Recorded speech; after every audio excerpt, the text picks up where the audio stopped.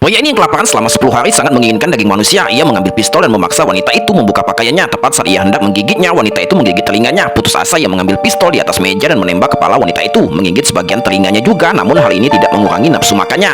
Namun daging wanita itu tampaknya tidak cukup, jadi ia mencari mangsa baru. Tepat saat itu wanita lain menyerbu masuk, membuatnya sangat bergairah. Ia segera memojokkannya, dihadapkan dengan pria yang pernah memperkaosnya. Wanita itu segera mengungkapkan bahwa ia hamil untuk melindungi dirinya sendiri. Hal ini tidak mengganggu paman-paman karena ia bersama dengan mendiang wali kota dan putranya juga terlibat, jadi ia tidak tahu siapa pelakunya. Namun daging wanita itu tampaknya tidak cukup, jadi ia tidak tahu siapa pelakunya.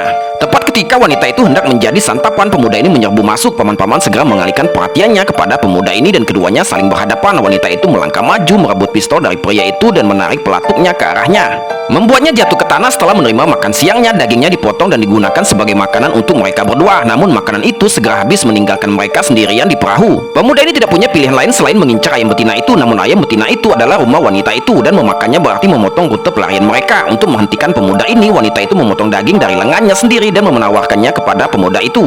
Namun pemuda ini tidak puas dengan daging wanita itu. Ia mengalihkan perhatiannya kepada ayam betina itu. Tepat saat ia hendak menyerang, wanita itu juga mengambil kapal di dekatnya dan memukul pemuda ini. Pemuda ini roboh. Wanita tak berperasaan itu kembali mengangkat pisaunya, mengiris pemuda ini berkeping-keping, memastikan ia punya makanan. Setelah beberapa saat, Cayun akhirnya berbuah dan ayam betina itu bertelur, membebaskan wanita itu dari kekhawatiran tentang makanan.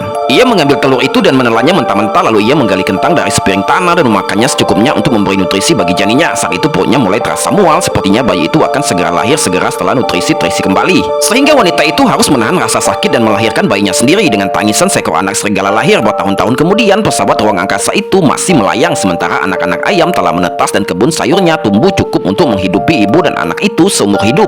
Namun masa-masa indah itu tidak bertahan lama. Suatu hari anak laki-laki itu menemukan sebuah pistol di tanah, dan sejak saat itu ia menyimpannya, siap untuk mencabutnya kapan saja. Dia akan mengutak-atiknya, dan bahkan ibunya pun tak tahan. Yang lebih keterlaluan lagi, ia bahkan mencakar ibunya. Dasar bajingan, menurutmu siapa ayahnya?